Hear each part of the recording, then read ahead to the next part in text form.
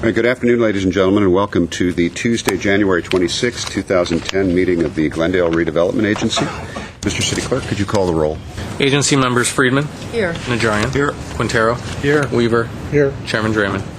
And could we hear your report, please, Mr. Kasakian? The agenda for the January 26, 2010 regular meeting of the Glendale Redevelopment Agency was posted on Thursday, January 21st, 2010 on the bulletin board outside City Hall.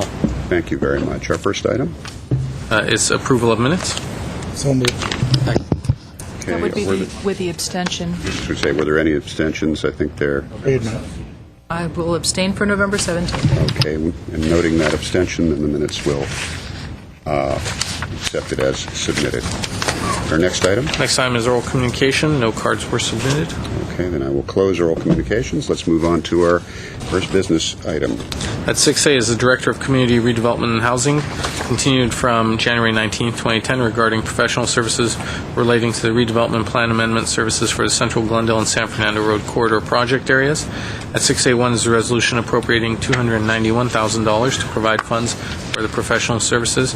And at 6A2 is a motion authorizing the Executive Director to amend the existing professional services agreement with Kaiser Marston Associates in an amount not to exceed $291,000. All right. Thank you, Mr. Kasakian. Who will be... Mr. Chair, Emil Tadavosian, Deputy Director of Community Redevelopment and Housing Department. Emil? Mr. Chair, members of the agency, this is probably a very quick heads-up report. You may recall that back in August of last year, we had a discussion about it. The agency directed staff to continue exploring opportunities for project merger, territory addition, and potentially extending our eminent domain powers in Central Glendale. This item involves both the San Fernando Road Corridor project area as well as Central Glendale. Back in Central Glendale project area. Back in August, we issued an RFP soliciting proposals from qualified firms to help us explore those opportunities. We received about 10 proposals. Out of the 10, 3 were shortlisted. We interviewed the 3. They included Kaiser Marston, Tierra West, and RSG, which stands for Rosenau Spivacek Group. All 3 were well qualified, had the needed experience. However, demonstrated a great level of understanding of the project scope, but the interview team unanimously was leaning towards KMA given their intimate knowledge of the project areas, their experience in successfully amending project areas and adding territory. With me here today is Paul Anderson, one of the head principals of KMA. You may recognize KMA because they currently provide economic analysis for the redevelopment agency under a different principal leadership. Paul's leadership would be solely on the redevelopment-related, implementation plan-related services. Perhaps the single area where the prices differed on the proposals was the fees associated with the needed surveys for blight findings. For all 3 scopes of work, project area merging or adding territory or the extension of the eminent domain powers, the agency is obligated to demonstrate existing blight conditions. As such, we were heavily focusing in our review of the proposals on that specific service. Kaiser Marston is proposing a lead principal to actually do the surveys and prepare the reports versus some of the other 2 firms were assigning more junior level staff and even interns. So we feel very confident that with our proposal we're getting principal level service, even though the cost may be slightly higher than the other 2.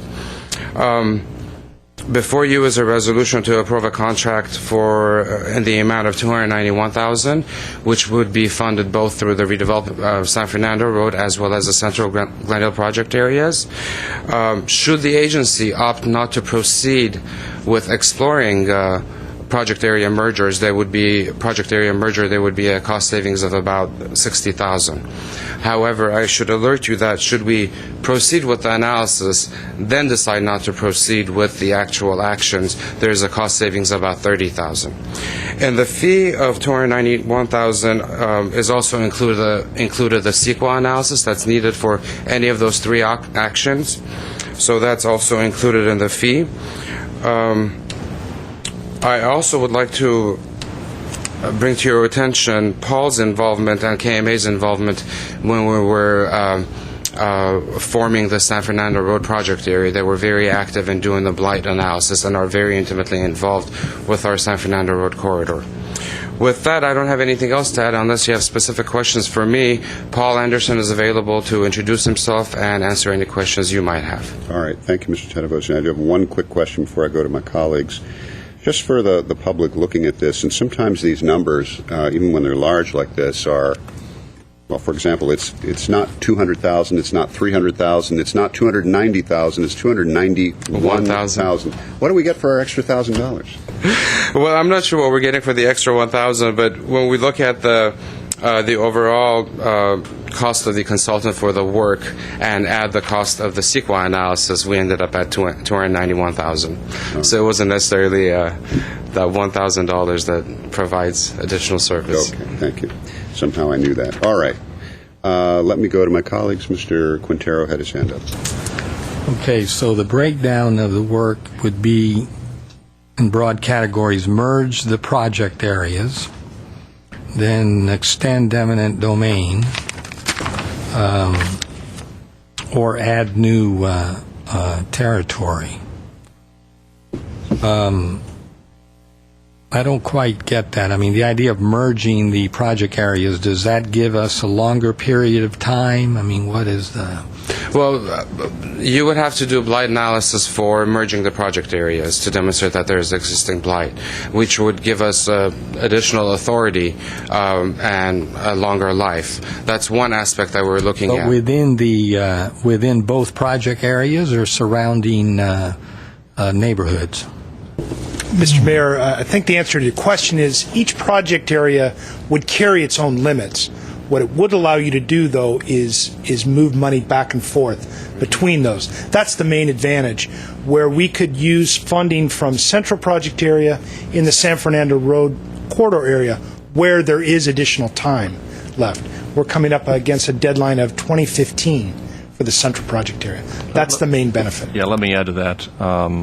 When we're looking at the kinds of projects we are in San Fernando, where it's kind of on the beginning of its growth pattern, Central's on the end of its growth pattern. Central is going to generate more dollars in the upcoming years that you may want to look at the opportunity to use those in the San Fernando corridor. You're very limited now in your ability to do that. A merger allows you to use funds cross purposes. Okay. And then extend eminent domain, that would be obviously in the central project area. Yes, sir. Then in terms of add new territory, it, I assume, has to be contiguous to either one of the project areas? Not necessarily contiguous, but you do need to have the same characteristics of blight. But you could add it to central project area if it makes sense. You could add it to San Fernando if it makes sense. And with all of the redevelopment law changing, has the bar for blight gone up considerably? I assume it Very has. much so, and that's why we've landed on this team, because of the use of a principle, not only doing the analysis, but then projecting forward, how is that going to translate into the actual plan adoption? Okay. And then finally, does Rosnow and Spevak have any current contracts with the city? Not currently. Andy knew anything with us? Rosenau Spivak check. Yeah, currently they don't have a contract. Okay. Okay, thank you. Mr. Najarian. With regard to eminent domain, don't we have the power to do eminent domain as a city, regardless of whether it's a agency redevelopment zone? You have the authority as a city to do certain public projects. The agency's eminent domain authority expires every 12 years. It needs to be renewed every 12 years. It expires, I think it's August of this year, for the redevelopment agency. So the city can't go into a redevelopment agency and do eminent domain? Different purposes. Different purposes. Let me give an example. You want to build It's a that whole park. kilo thing? No. No. Some- Redevelopment Let purposes. me use an example. You want to acquire land for the purpose of assembling and reconveying for a development project. That's not a public purpose for a city necessarily, but it is a public purpose for a redevelopment agency. A redevelopment agency can do many of the things a city can do. You can build a park, you can improve roads, but there are things that a redevelopment agency can do that cities can't use their eminent domain powers for. Okay. Do we have, And let me add, and you have to renew those every 12 years. So every 12 years you have to renew your eminent domain powers. okay, so we need to do that. Do we have half a chance to get the increased area for our zones, project areas, and all that? I mean, I understand, I know, this is where we can test Paul. yeah, I mean, I will tell you personally, I have a very skeptical view of whether we're going to be able to add any area, but I don't do this for a living. Are you asking about the merging, or? I think he's asking about adding additional territory. primarily adding. All right, let's go to Paul. I think half a chance is probably about right. Can you state your name just for the record? Paul Anderson, I'm principal at Kaiser Morrison Associates. I think the bar is very high to add territory, and it's particularly difficult if you don't have an area that's got obvious physical deterioration. And in that situation, it depends largely on issues that have to do with hindering economic viability, such as obsolescence. And it's more difficult to demonstrate that to the court than deterioration. And you'd have to look at issues. You'd have to have strong economic issues such as low lease rates, preferably high vacancy rates, low property values, to demonstrate that the physical characteristics of those buildings or properties are hindering the viability and use of those properties. So yes, it is definitely difficult to establish a new project area, and I'd say 50-50 is probably what your chance is without actually going in there and studying it and looking at the data. Okay, thank you, Mr. Anderson. Mr. Starbird. I think you, if we proceed down this road, you'll also want to consider the process for doing that, the notification process, the public hearing process, because that also tends to engender a great deal of concern in a community, because you've got to make certain findings about blight and that sort of thing that I'm afraid may make a lot of residents in those areas feel rather uncomfortable. That's not unusual. Well, no one likes the blight label. That's true.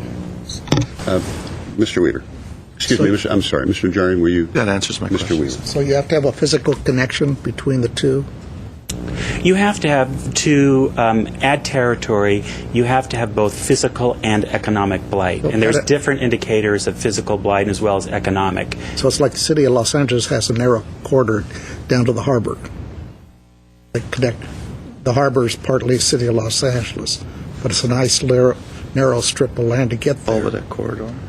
Question is, do they need to be contiguous, the areas? Oh. If the question is, does your added area have to touch your existing project area? Two. It does not.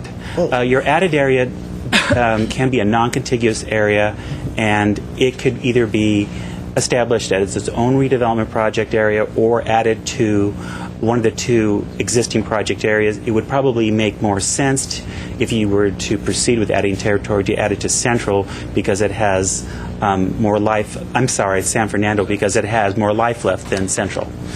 You don't have that many years left on Central. So. I could with a connection of Fort heading towards the Central District, in other words.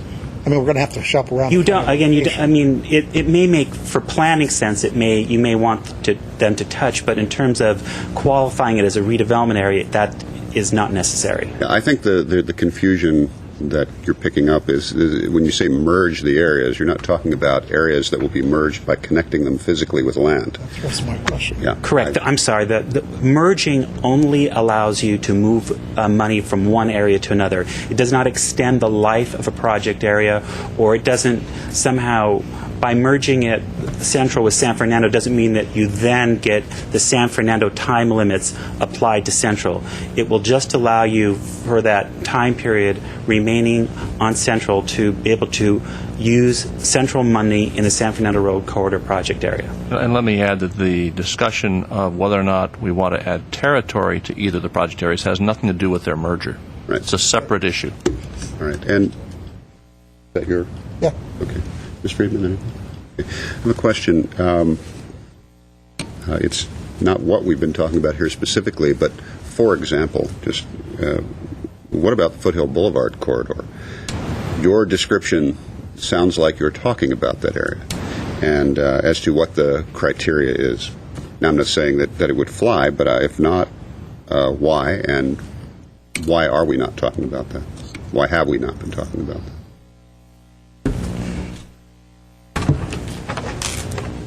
Mr. Chairman, we could look at that area. Where we were thinking here was some specific areas that were close to project areas and we thought would have the most amount of blight. We could look at the Foothill corridor as well. It's not a very large area because you may not want to creep too far off of the commercial corridors, so you may not have enough critical mass to really make it worth your while, but we could certainly look at it. Well, that may be the answer right there. But when you're talking specifically about obsolescence of buildings, high vacancy rates, the inability to have higher sustained property values or rental rates, et cetera, all of the and visual blight and so on, all of those indicators abound in that area. I think we all know that. So anyway, just a question. All right, were there any other comments or questions? Mr. Anderson, the staff? We don't have any speaker cards, so yeah. Sorry, Ms. Van Meiden. Did you, is it the agency's wish to amend the motion to add that direction concerning the Foothill Boulevard potential project area? Because at this time, the direction in the motion is the potential merger of extension of eminent domain, addition of territory to, and then it mentions the central Glendale Redevelopment project area and the San Fernando Road corridor project area. So that would be a slightly distinct direction. My reason for raising it was informational. I think that's a whole other area of discussion that I'm not sure we're ready to even. I'm not even sure that I would want to go there. I just was curious because we have spoken about it in the past. It can always be raised, I think. I would support, if you want somebody to support it, the idea of putting it on the agenda for the future for the redevelopment agency, but keeping it out of this particular Yes, I would motion. agree. I don't think it needs to be in this particular motion, but I do appreciate that, and I would like to discuss it to flesh out the very issues that both Mr. Lansafame and Mr. Anderson brought up. So, a motion. Move 6A, 1 and 2. Second. Mr. Kasakian. Agency members Friedman, Yes. Najarian, Yes. Quintero, Yes. Weaver, Aye. Chairman Draymond. Yes. All right, our next item. Were there any agency member or staff comments? I don't see anybody jumping up and down, so I will assume there are no agency or staff comments. So do we have a motion to adjourn? So moved. We have a second. Second. We're adjourned. Thank you.